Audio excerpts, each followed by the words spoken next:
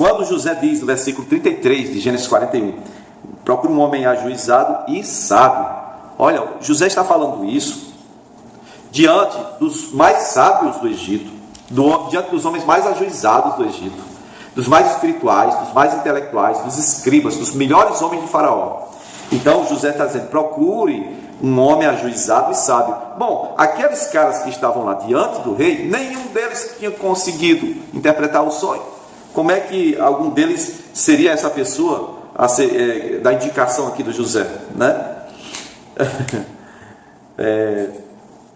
Na verdade, o que José estava sugerindo era a criação de um ministério da agricultura, alguma coisa assim, somente para cuidar dessa questão em foco. Essa foi a sugestão do José, né? E ele deu de graça, porque isso aqui já não tem mais parte com a interpretação do sonho. José agora está falando sobre o que Faraó devia fazer. Seria mais ou menos o seguinte: eu, se fosse o Senhor, eu faria isso. Entendeu? No versículo 34, ele fala sobre esse homem ajuizado escolher supervisores para cada cidade, para cada local, para arrecadar 1/5 dos produtos, né? No tempo bom. 1/5 é 20% das colheitas. O povo já pagava 10% mais ou menos como imposto. Isso pertencia 10% pertencia ao rei, 10% da produção. Agora, na época de muita fartura, o povo ia dar 30% numa boa, né? Então a produção seria estocada nas cidades egípcias. É um plano bem elaborado. José parece que já tinha tudo escrito, gente. Como é que é isso? Isso é sabedoria de Deus, é revelação. Foi na hora ali. Não foi nada que ele tinha, né, de cabeça não. Mas foi tudo dado. Sabedoria, entendimento, conhecimento, isso tudo vem de Deus. Como a riqueza também vem de Deus. Certo? Esse plano precisava ser bem sucedido e tudo precisava acontecer bem. Certo? Na época, dizem alguns... O comentário de Chapo, né, eu encontrei alguma coisa assim, diz que eles usavam até cavernas naturais. Eles usaram cavernas naturais para estocar mesmo. Virou depósito de comida para eles estocarem e terem como se manter no tempo ruim. Tá certo? Estavam colhendo aí 30% da produção anual. Certo?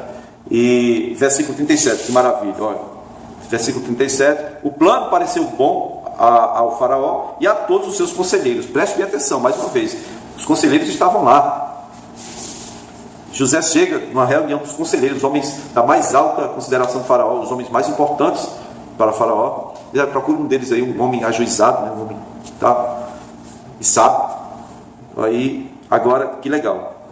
José deu a interpretação do sonho. José já sugeriu o que poderia ser feito. Quer dizer, o rei não ia ter trabalho nem de pensar. E agora? Como é que eu faço? Não, José já foi sugerindo tudo. Gênesis 41, 37, diz que o conselho pareceu agradável ao rei. Teve a aprovação unânime, né? O que culminou com a nomeação de José como seu primeiro-ministro do Egito, como autoridade para iniciar imediatamente os trabalhos. Olha o versículo 38, Gênesis 41, 38. Por isso Faraó lhe perguntou: será que vamos achar alguém como este homem, em quem está o Espírito Divino? Né? Versículo 38 ao 57. José é feito governador do Egito. Eu anotei aqui o seguinte: penso que José queria apenas que a justiça fosse feita para ele, que estava encarcerado há 4 anos, que foi trazido de Canaã para o Egito à força, foi vendido pelos irmãos e que vivia agora como escravo há 13 anos. Por último, escravo criminoso. Veja bem, o crime que ele não cometeu. Tudo que José queria era que fosse feita justiça. E Deus fez mais do que isso, mais do que o que José esperava. Eu penso que quando ele interpretou os sonhos de Faraó, o máximo, né, que ele esperava era que o Faraó convidasse ele para se tornar o intérprete oficial, né, um oficial de Faraó, um intérprete de sonhos para Faraó. Né? E a bênção foi maior do que isso. A minha pergunta para você é a seguinte: você já foi surpreendido por uma bênção maior do que a que você esperava? A Bíblia diz que Deus é poderoso para fazer abundantemente mais, muito além de tudo o que pedirmos ou pensarmos, conforme o poder que opera na igreja, que opera em nossas vidas. E eu estava comentando que essa palavra do reconhecimento do rei para José, que teve sabedoria de um rei, ela me fez lembrar que quando a gente está em prova, em tribulação, a gente não vê as coisas direito, não sente, não analisa e não julga também as coisas direito. E então nisso é que a gente pode afirmar com toda convicção que o que José falou ali foi porque recebeu realmente do Senhor, não tem nada propriamente dele. Ele não só deu a interpretação do sonho, como também já sugeriu a solução para o problema que havia sido anunciado. Então eu estava falando que em meio a pressões, em meio a problemas, nós ficamos com a visão distorcida por paixão, por amar, por odiar, por ressentimento, por raiz de amargura, por medo, né, por injustiças sofridas, como foi o caso de José. Mas se nós temos vida no Senhor, certamente o Senhor está perto de nós, está cuidando, até que chegue o tempo da bênção maior do que aquilo que nós temos esperado da parte do Senhor. Não desista no meio do caminho, não se entregue, não se renda, ainda que você não entenda tudo o que está acontecendo em sua vida. Você é uma pessoa de Deus, então creia que o tempo do Senhor vai chegar e declare como declarou Jó: eu sei que o meu Redentor vive e por fim o verei com esses olhos, não outros, com esses mesmos olhos eu o verei. Ok? É isto aí. Gênesis 41, 38, quando o rei diz: onde iríamos achar alguém como este homem aqui, como José, em quem reside, né, em quem está o Espírito Divino. Essa expressão, em quem está o Espírito de Deus, o Espírito Divino, ela é suspeita de não ter sido expressada pelo rei, pelo faraó do Egito. Porque nós sabemos que, primeiro, o faraó, ele tinha conhecimento do Deus vivo, do Deus de Abraão. Pelo menos esse aí não, mas o anterior, né, da época de Abraão, ele passou aquela experiência terrível. Mas mesmo assim eram povos idólatras. É como o caso de Potifar, que via a bênção de Deus, mas muitos deuses ali, politeísmo terrível. É como o tio do Jacó, Labão, politeísta, mesmo sabendo da existência de Deus, tendo um respeito, tinha vários deuses ali. Então, essa frase provavelmente foi colocada ali, adaptada posteriormente para uma realidade dos hebreus e mais futuramente readaptada para nós cristãos, que lemos a Bíblia nossa e a Bíblia dos judeus. Qual é a Bíblia nossa? É o Novo Testamento, é a nossa Bíblia, dos cristãos. E a Bíblia dos judeus? É o Velho Testamento, tá bom? A Bíblia dos judeus é o Velho Testamento. A nossa Bíblia tem Antigo e Novo Testamento. Nós lemos os dois, né? Jesus era judeu, então o cristianismo vem daí, Jesus, dos judeus. Bom, os egípcios se expressariam mais ou menos assim: onde acharíamos um homem como esse, em quem habita, reside os espíritos dos deuses, né? Eles eram politeístas, eles não eram monoteístas, tá certo? A história do Egito aqui, pelo menos nessa época aqui, a idolatria e o politeísmo continuava bem acentuado, ok? Gênesis 41, versículo 40, o faraó diz para José o seguinte: você, José, terá o comando do meu palácio. Onde José está, ele ganha o comando, não é, gente? Ele chegou na casa do Potifar, era o mordomo. Ele foi levado justamente para a prisão, ele estava no comando lá. Agora ele está no calabouço e no comando da prisão, e o faraó o chama, e agora o faraó é que está dizendo aqui: você terá o comando do meu palácio. Depois, de todo o meu povo se sujeitará às suas ordens. Somente em relação ao trono eu serei maior do que você. Eita Jesus, olha aí. Que maravilha, né? Você está no comando, José. Veja o que você vai fazer agora. Já que você interpretou o sonho, já que você já me deu uma saída, então é você que vai ficar aí no comando disso tudo. José, ele não saiu da prisão para ir ser um oficial do rei simplesmente. Ele saiu, foi tirado do calabouço e foi colocado logo abaixo do rei. O primeiro ministro, o segundo homem mais poderoso do Egito, agora é José.